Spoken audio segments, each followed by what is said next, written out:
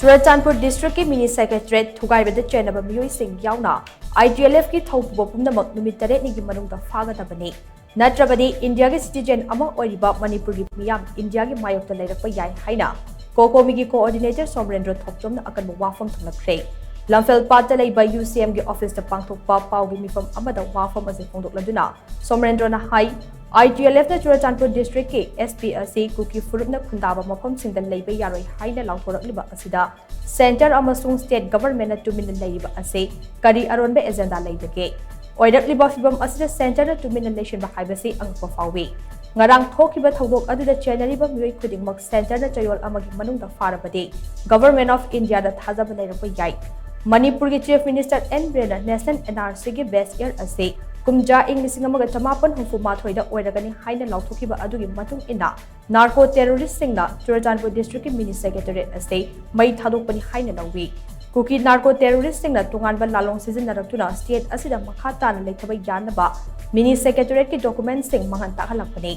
Manungda sasinaba no objection certificate piramba JEO ahum suspend tawkiba matamda ngarangi thodok adugumna thokide adubu kuki narco terrorist singna sawatpa bildar ama suspend tawba matamda chathakiba ngarangi thawong sing adudi laibak thibane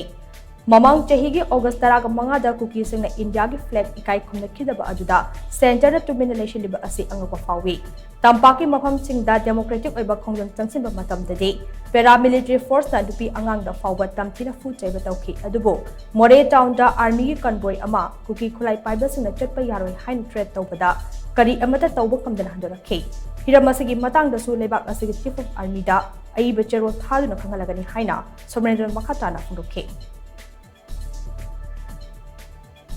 Habinda education nati mamangda khoi JDO homa tawgibda kaisu tawgibda nati suspend tawgibda adubu ngarang khangudna narco terrorist na akoi nahan khoi CM na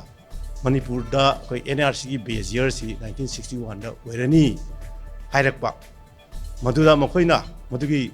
suspend gi khoi khudong jaba loroga akoi gi Churachandpur gi Mini Secretariat da lariba document khudimak mai thadokhragadi makha tana point leithaba yanabagi plan honanaba thakhiba maini haibasi COCOMI site ki thamjage Itlf Mini Secretary mai thariba meeyam maduda saruk yarba meeyam se marangi loinana numilama dia line ma pirga phagat kadamni haibase COCOMI site ki thamjaningi madu pakhataba taragdi Manipur meeyam ju khoi India ge citizen lama oina khoi leijariba Manipur meeyam ju India gi mayokta lerakani haibase khoi government India gi mafam thamjaningi Haibasin kukisino kubai tarwa jaga sini koi Manipur meeyam da landara ibase masisu government India na munna khantraga khutakta masi phirebam loraga koi magi state government na subordinate government state government na handoiba suje masisu koi central government handopam toi haibase COCOMI site ki thanjage aluga haiba